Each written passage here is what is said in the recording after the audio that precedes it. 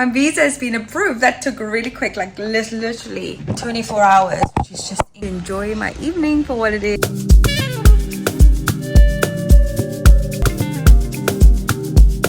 Oh, we are Halloween.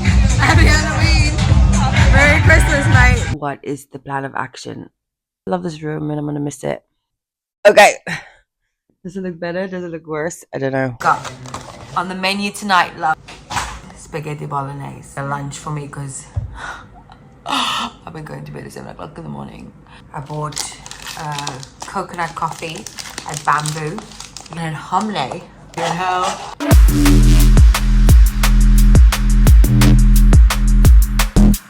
I feel like I want to throw up. This is not a good sign. Hi Kiffness. This is the start of a new mini-series. In this episode, travel with me to India. You wouldn't believe what I've been doing for the last like 4 to 5 hours. I've been throwing up. It's like Hopper's 1 in the morning. I have ginger tea and I'm just drinking ginger tea. I'm in two minds to go to the hospital or not because the hospital's going to cost me a lot of money. Or just ride the wave and just sit here. I hope this is not anything more than what it is. The worst is being sick when you just can't stop throwing up. And like, I was so ill that I didn't look at timing. I didn't go to the pharmacy straight away. I usually have electrolytes. I'm really good with stuff like this. So if you're traveling, just make sure you have your electrolytes. I need to get up and finish packing. And then I need to go to the pharmacy at 7:30. And then I need to go to the airport. Last morning. I don't know. You would have thought my morning would have ended like this. Thank goodness for the pharmacies in Vietnam, because if you go to the hospital, they'll charge you $90 and you don't even see them yet. So there's a lot of tourist fees going to the hospital, so just bear that in mind if you ever go. Okay, so I'm on my way to the pharmacy now. Just anything to stop me feeling nauseous, that would be great, to be honest. So I'm like 95% packed. I'm just gonna do this pharmacy run and then I'm gonna sit on my bed for at least like 20 minutes and then I'm gonna get a grab to the airport. The thing is, the airport's like only 20 minutes, 15 minutes away. But because I can't check in online, I have to go to the airport. And it's because I'm flying internationally, it has to be 3 hours before. So I have to leave by 8:30, latest 8:45 to check in. And then I'm just going to be a vegetable at the airport. So we'll see what the vibe's like. I can't believe this is my life. You know, I've not got sick once here like this. This is the first time. The worst about this whole experience was the fact that I still had to travel regardless. So for me, packing a bag was an effort. For me, like, that's why you will just hear very calm, chill music around, because I was like, I'm traveling to India. I should be excited. I shouldn't be freaking out. But yeah, people have been really lovely, checking on me and stuff like that, which is nice. I really appreciate it. Oh, I'm just sleep deprived, to be honest. Like, I've had 1 or 2 hours. Your flight is departing in 4 hours. It's a shame because I didn't even get to do like an exit vlog with Da Nang, so it's annoying me. But oh well, this is my exit vlog. I look rough. What better way to send me off than a rough belly before Delhi? So she's hooked me up with some electrolytes, probiotics. So freaking good. And it's just really hydration all day. So I'm just so happy. That pharmacy over there next to Q-Mart, she's so cute. She keeps you on WhatsApp. She keeps communicating. She goes, oh, if you need anything, just let me know. Honestly, she's been the best. Last time with all those insect bites, and now, because I just wanted to make sure that should I go to the doctor or not. And it's if I had a fever, then I would have. I started to have like fever-like symptoms last night, but I wasn't breaking out, which is good. This is the real travel life here. Got this bad stomach on my travel day. It's like reminds me of Chiang Mai, Bangkok to Chiang Mai. Terrible. Absolutely terrible. Okay, so we're on our way to the airport, which is great. Super cool. I just hope my luggage is under 20 kilos.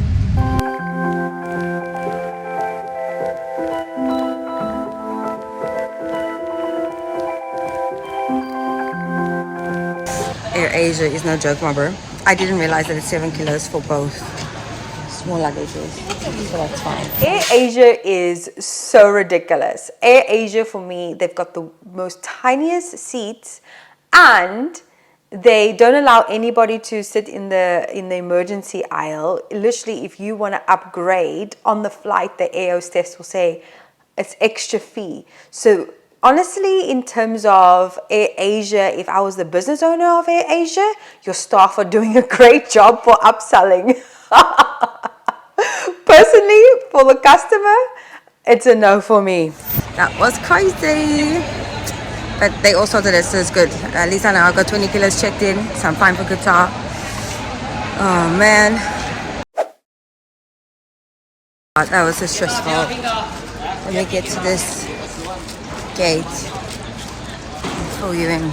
Immigration was like, where's your e-visa for Vietnam? I'm like, what do you mean? I've got a stamp, I did a border run. They're like, no, we need an e-visa. I was like, oh my god.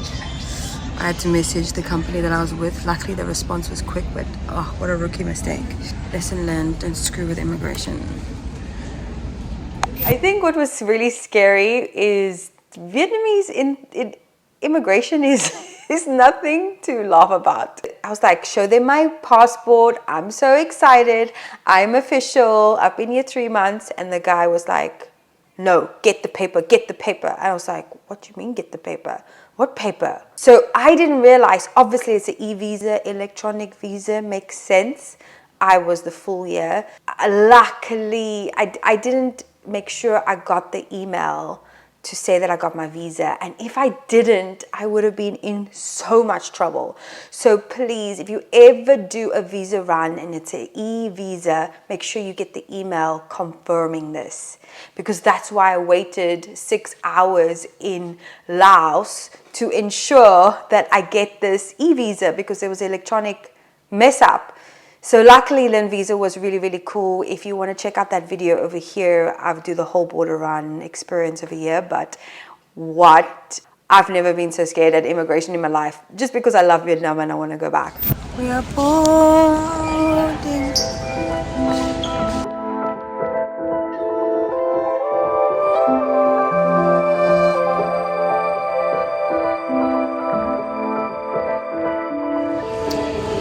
Malaysia, Malaysia, Malaysia. It's the first time I'm here, people. I have to take a freaking Uber by myself in Delhi. Oh my god, I'm freaking out.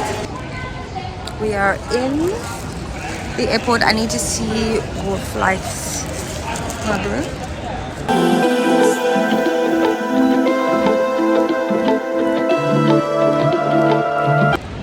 So I have a 3-hour layover here, which is alright actually. I could do with some food, to be honest, like a soup or something. I ordered myself a tea. That's really, really good. I'm a bit concerned with this food, but we're gonna give it a go. I got spaghetti bolognese because it's the best that I could think of on the menu. It's not spicy. I've got a 3-hour layover here, so I'll just chill here for like an hour or 2 and then I go to the gate. This is the one-time pasta is good, you know, for your stomach. I wanted a soup, but they said no.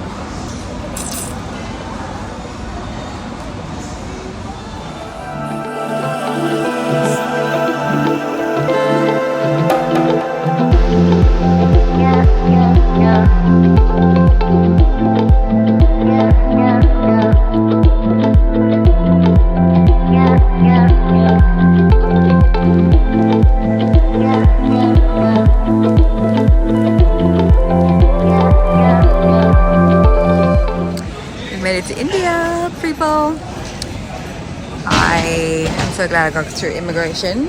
I'm just waiting for my baggage reclaim. I'm struggling with Wi-Fi, so my battery's also low. So yeah, I need to get an Uber, which is annoying. yeah, I just need to figure out my Wi-Fi out. So I'll be here for at least another half an hour, 45 minutes figuring that out. Amazing, of course.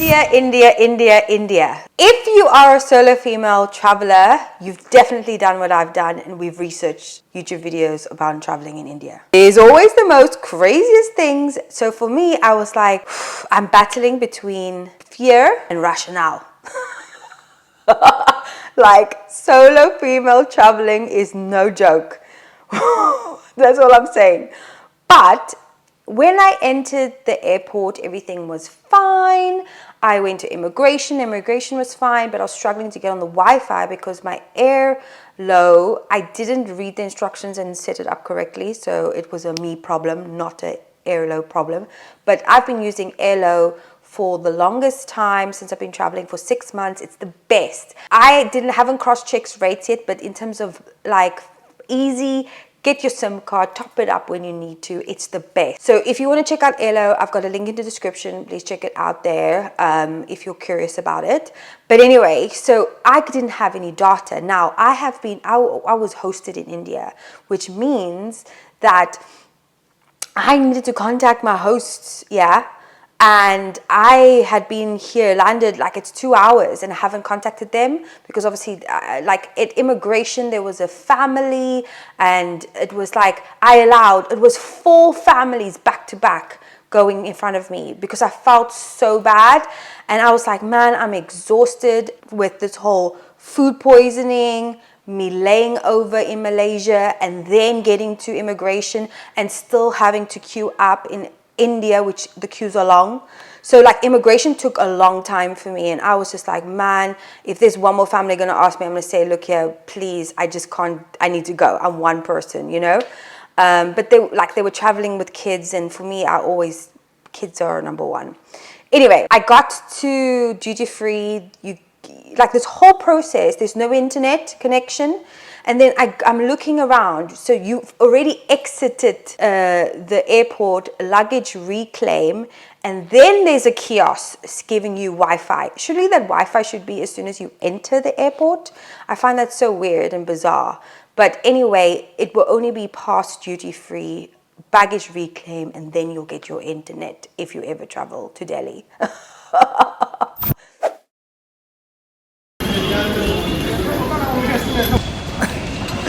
Bro, this is not cool. Gonna make it clear.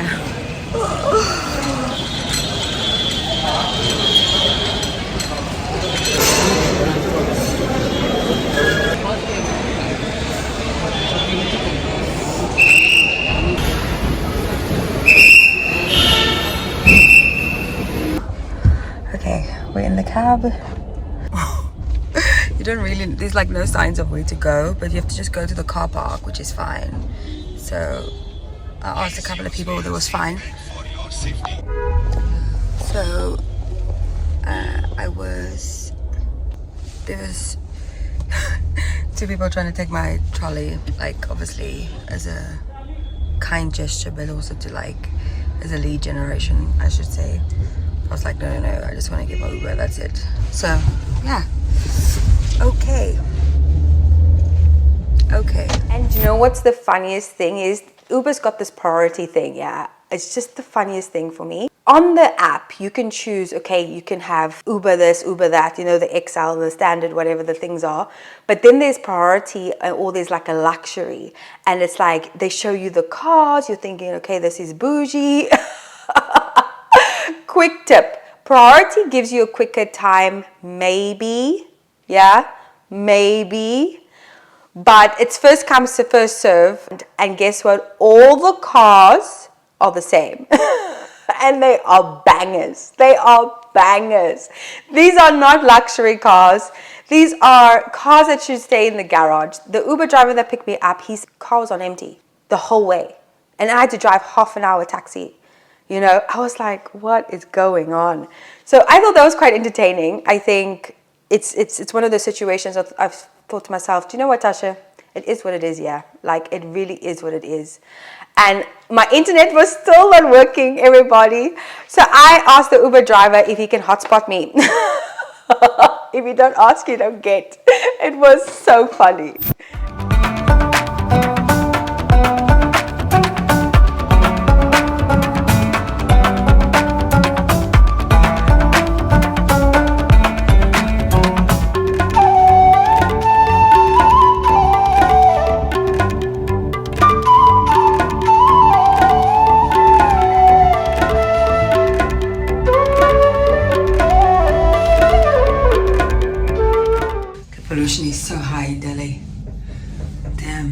can't even breathe. So then I ended up got the hosting flats, and now firstly the drive there, I was like, no one stays in a lane. No one's staying in a lane. Like, it's wild. And the driving is chaos, and the beeping is chaos. Like, I love it, actually. It's an Indian thing. You either get it or you don't, I suppose. So then when I got to the arrival of the flats, it was even more funny because I was like, I don't know how these address works, yeah? So I was like, can you guys just talk amongst you guys and sort it out and get me inside? So literally I had got off the flight, navigated my way to my host, and I literally just was like, I have faith, everything is fantastic. The first night was great. I got to sleep and got to meet everybody, which was really cool. And then the next morning, I thought everybody was getting up for work. But the first thing I noticed is help. You literally don't have to pick up anything. You get served everything all the time, which is wild for me. Like, if I want to make myself a cup of coffee, it gets like, the first thing they ask you, do you want some chai, which is cup of tea, yeah? It's always chai, which is so nice. I thought it was the chai with the proper masala chai, but it wasn't, so I was a bit gutted. But they love their biscuits, they love their chai, which is something to note. And everybody's just so nice. I love Indians, they are the best. They're so cute. Honestly, you just want to cuddle everyone.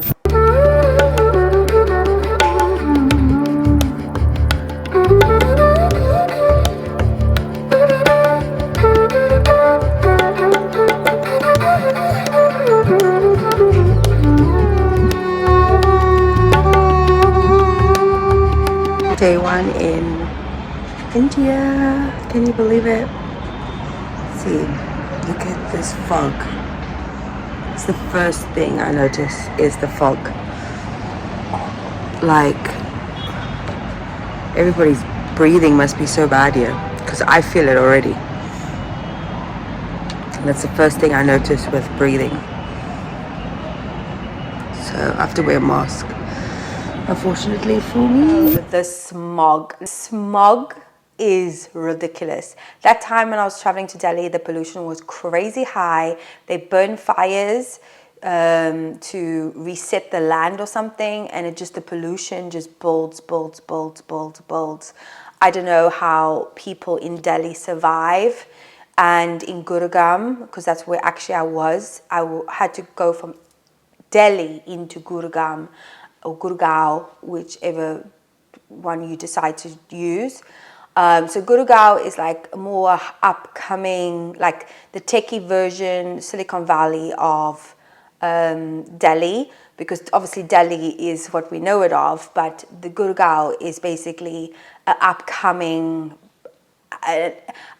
place that's so affluent in certain areas, but there's very much duality in India. Like, the highs are high, but the lows are pretty low. And I think it's very clear to see when you look at the roads and things like that. So it's definitely, personally for my curious mind, it's culture shock. Like, I'm happy that South Africa has given me this awareness of poverty.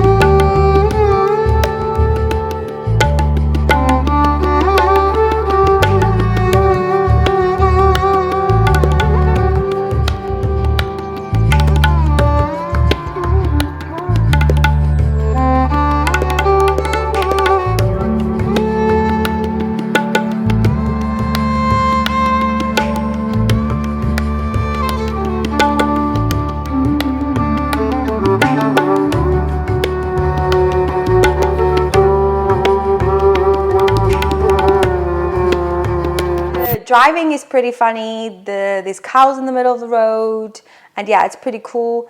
Everybody it's like intuitive driving. It's like denying intuitive driving on steroids, where you've got cows, rickshaws, cars, motorbikes, whatever, buses.